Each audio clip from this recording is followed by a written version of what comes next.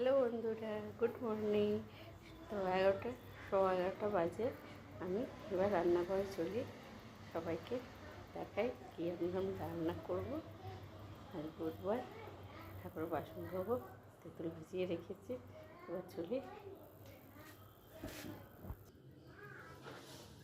মা, কাকিমা, কাকাবাবু, দিদিভাই, দাদাভাই, বৌদি, বাবা, সবাইকে প্রণাম, ছোটো থেকে আশীর্বাদ। তো ভাতটা করে নিয়েছি। আমি এখানে ঢেঁড়স ভাজা করব। তো ঢেঁড়স ভাজা করব। আর এখানে নেনুয়া কেটে রেখেছি। তো এটা সর্ষে পোস্ত দিয়ে আমি নেনুয়া করব। আর এখানে ছোট ছোট আলু কেটেছি, নেনুয়াতেই আমি দিয়ে এটা করবো। কারণ নেনুয়াটা তো এইটুকু হয়ে যাবে, সেই জন্য এটাকে আমাকে বাড়াবার জন্য আলু দিচ্ছি।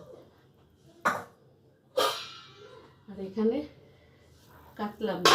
কাতলা মাছের ঝোল করব।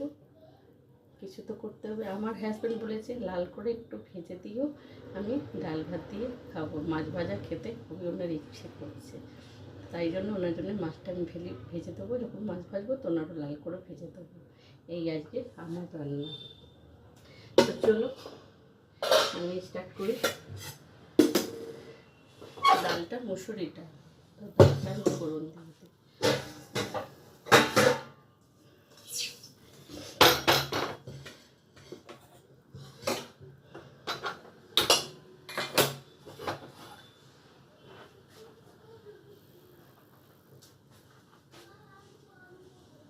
বাচ্চারা বাড়ি থাকলে না আমার হাত পাগুলো সব বাঁধা হয়ে যায়, কোনো কাজ হয় না।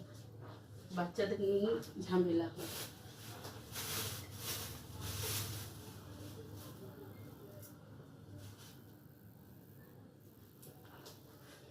দুটো শুকনো লঙ্কা দিচ্ছি।